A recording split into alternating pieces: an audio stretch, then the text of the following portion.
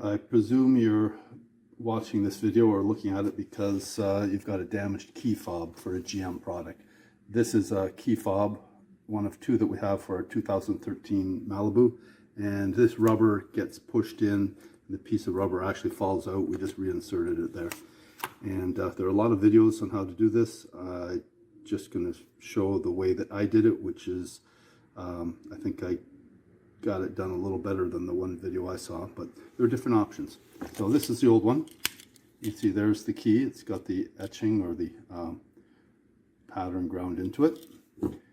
And here's a new one from Amazon, about $18 Canadian. I bought two of these. The key is a blank. You can see here. Key is a blank. This is a complete unit. It's got the electronic board in it, and it's got a battery and everything. And there we go. And what we're going to do is, well, one thing that is sometimes done is somebody will take the whole thing apart and take that key and put it to here. There is a way you can replace this piece right here, which is attached to that, and you replace the whole thing. That's the hard way to do it, because what we're going to do is remove the roll pin. You see that right there? There's a little speck or a dot right there at the base. Okay, we're going to drive out that roll pin, and this key, you see this piece comes off, and we're going to swap it with that one. And all that will be left will be to reprogram it, which is a 30-second deal in the car. One option, there's a little cheaper, sometimes you can find for 10 bucks or so, you get the actual case. All you do is get the case and the buttons. It has no electronics inside, no battery inside. What you do in that case is you take the original GM case to get, well, in any case, to get this apart, you have to destroy it. It pries apart to get the battery, but the rest of it has to be forced apart, and you end up damaging it. Then you would take the control board out, and you would take the key out and rebuild it into the new body. But I've got the whole new body with electronics, so we're just going to change the blade, and it's fairly simple. We'll get that roll pin out. Beware of one thing. If you're tempted on Amazon to buy a real deal, you'll say, oh, this is real cheap. This is only a few bucks. Watch for the words. If it says silicone cover, it's actually just a jacket that slides over it. You can make it different colors or whatever, and it's actually not the body. You have to read the content of your ad carefully. Okay, at this point we're going to take the blade here off the old remote, the damaged remote. And to do that, we're going to put it in the vise like this. I'm not going to hang it out this way and pound the pin out that way, because it will just slide down. So what I do is I put it up here a bit, angle it. That way the boss on the end of this key thing will run into the anvil of the vise, and it'll provide a good backup to drive it out.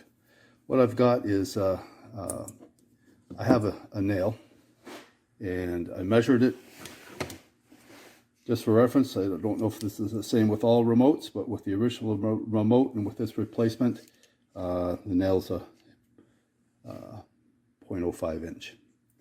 Okay, and of course the nail has a little point on it, which is going to help center itself right in here.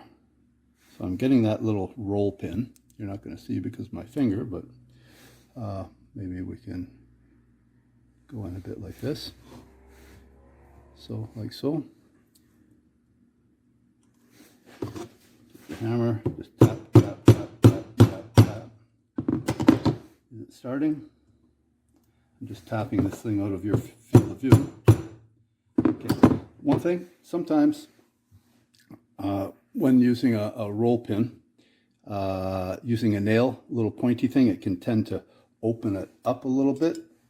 I took this nail, you don't have to do this, but I took this nail and I ground it flat on the end.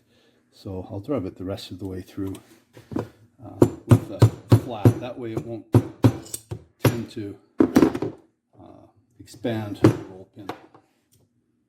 Okay, so at this point there's the roll pin, and it comes out with my, oops, that's not the roll pin, that's the That's the nail. The roll pin is right here. Just a short little thing, and it's called the roll pin because it's not solid. It's actually a arc wound of thin metal. If I couldn't take it out with my finger, if I just got a nub sticking out, I could use pliers to pull it out. Okay, let me quickly throw that in my little tray there, parts tray. Oh, there it comes. Make note of this.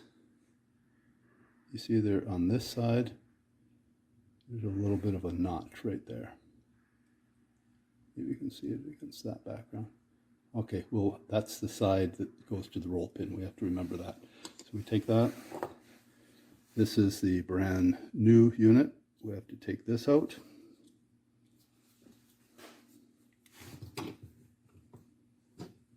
Get that out of your field of view there, cinch that down. Okay, so we've got that. Well, oops, now that was with the flat one. I had no problem centering that. And the pin actually the pin fell out. Throw that to one side. This pin, or this blade, get rid of that. Now we've got this blade, and all we're going to do is, well, I have to pry this open because I left it, it's sprung closed. I'm going to hold it open. Sorry for the jittery photography there. I'm orienting that groove so that it goes to the roll pin. The roll pin is on this side, and the groove is on the same side. So in like so. Now here's the real trick, is getting the pin back in. And put that on an angle again so that this piece drives down into the anvil. And I'm taking the, doesn't matter which roll pin really I use, I suppose. Let's see how if I can sort of start it. Wow, it just sort of, well, maybe that does make a difference which roll pin I use. That one started, it was very loose. Oh, it's loose to start, but then I feel resistance as it enters the blade. I'm just going to tap that a tiny bit. Now I've got here a flat punch. I'm going to use the flat punch, apply it.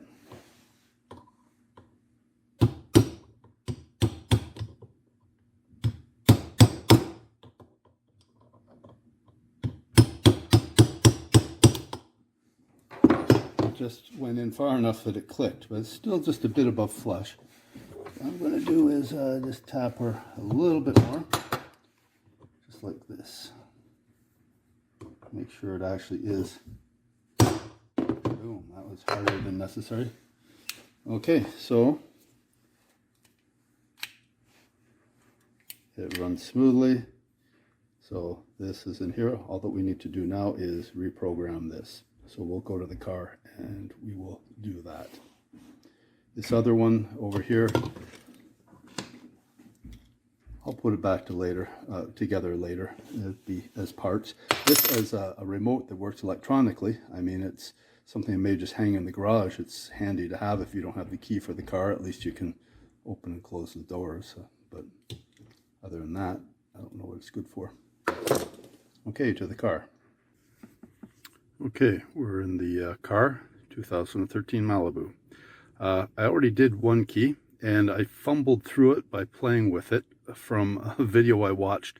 I realized after I didn't know what I was doing. I went and read it, and we're going to actually use the exact procedure because there were parts of what I didn't understand what I'd done. Okay, this is a fob that works. A recognized transmitter.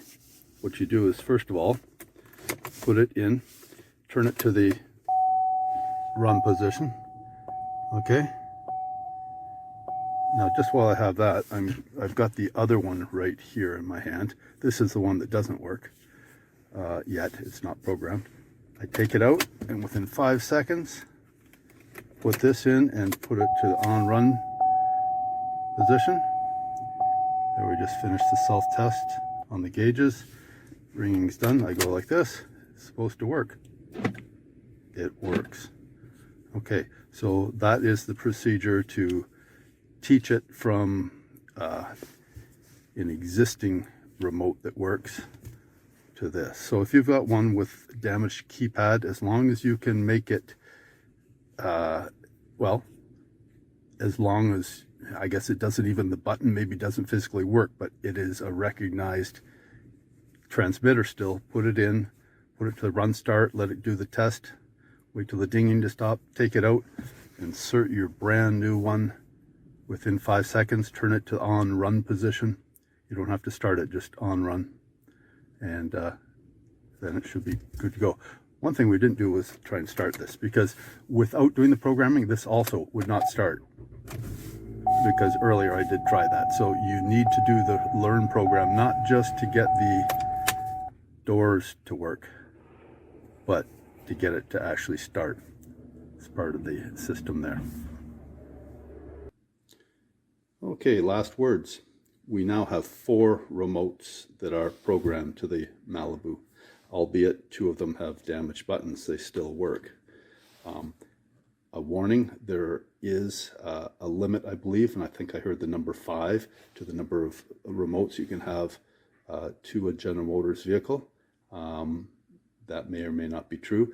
If it is true, then that means once you got to your 6th remote, you'd probably have to go to a dealer to get, or locksmith to, well, actually to a dealer to get them to program them. Now, for reference, I bought these from Amazon, and this particular seller or manufacturer, this was their part number.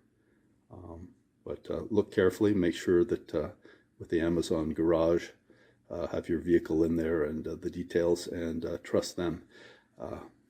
Now, this remote, when I bought it, it said that it was compatible with the 2013 Malibu, but when I actually looked through the detail in the fine print from the advertiser, it I think it only went up to 2012.